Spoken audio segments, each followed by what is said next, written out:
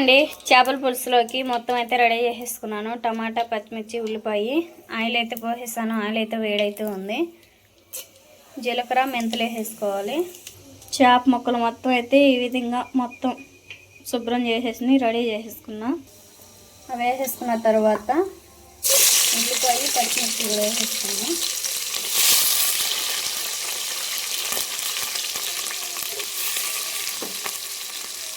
ఉల్లిపాయ, పచ్చిమిర్చి బాగా ఫ్రై అంతవరకు ఫ్రై చేసేసుకున్నాం. ఉల్లిపాయ, పచ్చిమిర్చి మనం బాగా ఫ్రై అంతవరకు ఫ్రై చేసేసుకున్నాం. వాటిలో కావాల్సింది మొత్తం రెడీ చేసేసుకున్నాను. త్వరగా కర్రీ చేసేసి ఇంకా ప్రార్థన టైం అవుతుంది, చర్చికి వెళ్ళిపోవాలి. మా ఊరు చెరువు చేపల్లో అసలుకి ఈ వారం అంతా దొరుకుతాయి అన్నమాట. తక్కువ మళ్ళీ చెరువులో చేపలు లేకపోతే వినకుండా నాశువాపేట అట్లా మళ్ళీ ఎవరన్నా వచ్చినప్పుడు కొనుక్కోవటమే. ఇంకా అందుకే ఎక్కువగా చికెనే యూజ్ చేస్తూ ఉంటారు అందరూ కలిసి. ఇంకా అందుకని చెప్పేసి ఇవైతే పక్క బాగా ఫ్రై అయితే ఉన్నాయి కదా. అల్లం వెల్లుల్లి పేస్ట్ కూడా వేసేసుకున్నాం.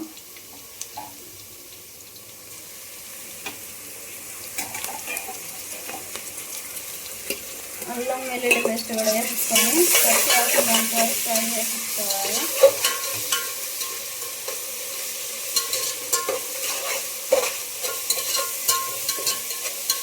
ఈ విధంగా బాగా ఫ్రై చేసేసుకొని పులుసు పోసేసుకున్న తర్వాత చేప ముక్కలు వేసుకున్నాం. ముక్కలు వేసాను. పిల్లలు కర్రీలో ముక్కల కంటే ఫ్రైలో ముక్కలు బాగా తింటారు, అందుకని చెప్పేసి అవి ఫ్రిడ్జ్లో పెట్టేసి ఆనిక చర్చికి వెళ్ళి వచ్చిన కానీ ఫ్రై చేసి వేడివేడిగా తింటే చాలా బాగుంటుంది.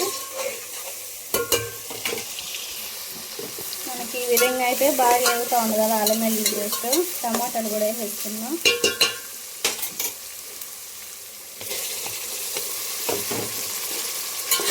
టమాటాలు బాగా మగ్గిన తర్వాత కల్లుకొని పసుపు వేసేసుకొని కారం వేసేసుకున్నాం. చేపల పులుసు ఎట్లయినా చేసుకోవచ్చు. మొత్తం పులుసులో కలిపి పెట్టుకొని పోయిన పెట్టేసుకోవచ్చు. ఎవరిష్టం ఆడుకుంటుంది కదండి. నాకు ఈ విధంగా చేస్తేనే టేస్ట్ బాగుంటుంది. బాగా కూడా బాగా తింటూ ఉంటాడు. కల్లుప్పు పసుపు వేసుకున్నాం. కారం వాసన మనకి బాగా పోయేంత వరకు యాగనిచ్చేసుకొని చింతపులుసు పోసేసుకున్నాం.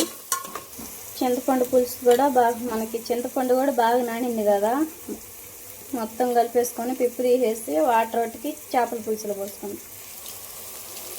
గ్రేవీ అనేది మనకు బాగా ఉడికేసింది కదా. చింతపండు పులుసు పోసేసుకున్నాం.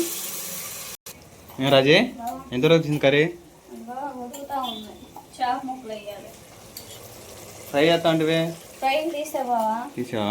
ఇప్పుడే చేస్తా. మంత్రం మ్యారినేట్ చేసి ఫ్రిడ్జ్లో పెట్టి బాగా మొక్క అనేది మసాలాలు ఊరిన తర్వాత చర్చి నుంచి వచ్చేలా చేస్తా. సరే మరి ఫ్రై అంటే ఎలా వద్దా మరి మొల తోటకాలకి?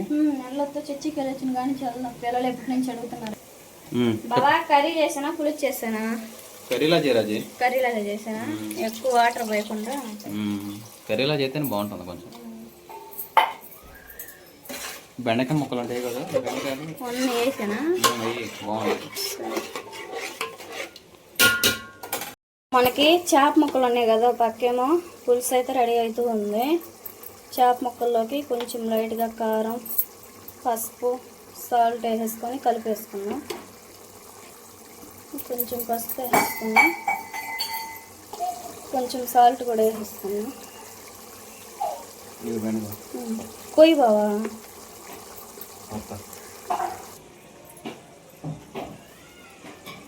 చేప ముక్కలకైతే పసుపు, కారం, సాల్ట్, కొంచెం ఆయిల్ వేస్తాను. మొత్తం ఈ విధంగా కలిపేసుకున్న తర్వాత అక్కడైతే కర్రీ అయితే బాగా మరుగుతూ ఉంది కదా, అందులో కలిపేసుకోవాలి.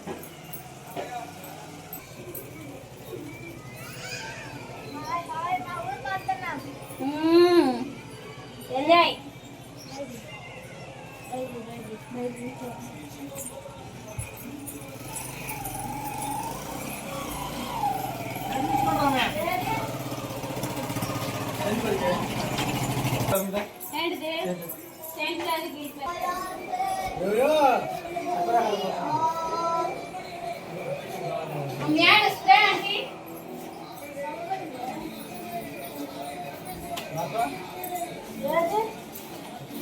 సెల్ఫుల్లో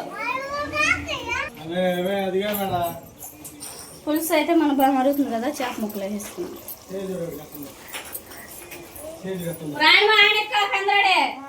చేపల పులుసు మీకోసం ఎదురు చూసిద్ది. అదేనే మరి ఎందుకు పాఠం?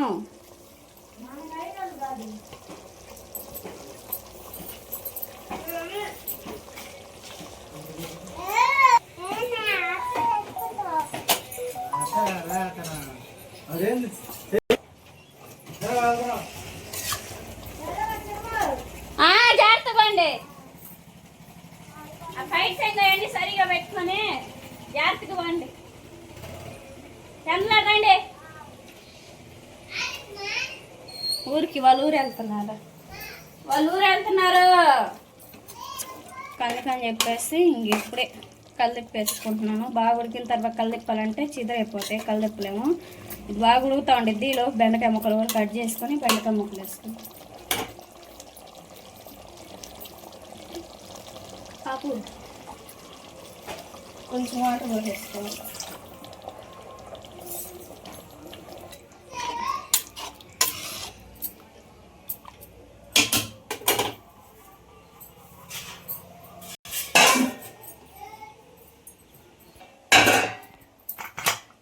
మనకి కర్రీ కొంచెం దగ్గర పడేటప్పుడే బెండకాయ ముక్కలు కానీ మామిడికాయ ముక్కలు ఉంటే మామిడికాయ ముక్కలు కానీ వేసుకోవచ్చు. నాకైతే అందుబాటులో బెండకాయ ముక్కలు ఉండేలాకి బెండకాయ వేసుకుంటున్నాను. మూత పెట్టేసుకొని ఉడకనిచ్చి వేసుకున్నాను.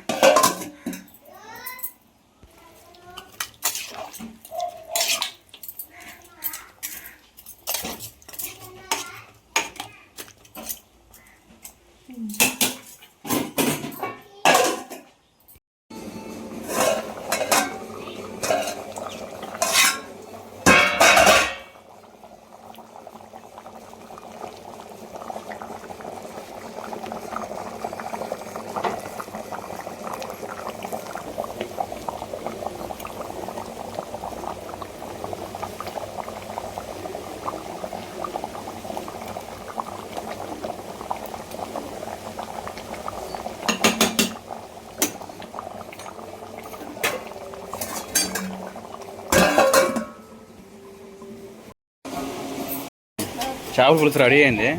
గ్యాస్ ఆపేసే పిల్లడు పాలిచ్చావుగా.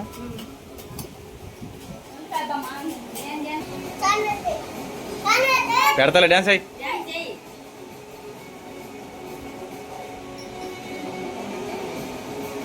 సాస్ నువ్వు కూడా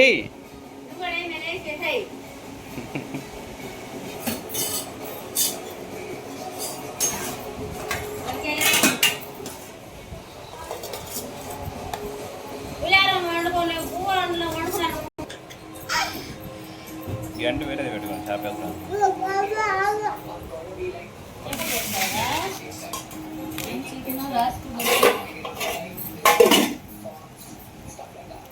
అవును దోశలు పోతాయి కదా మినపప్పు గారెలకా.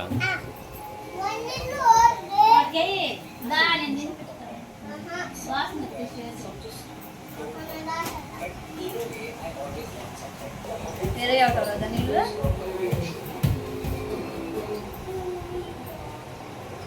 మేనత్త కప్పులు కడబెట్టద్దు. మరి మేనత్త ఎప్పుడు వచ్చింది? మరీ చూసిందా?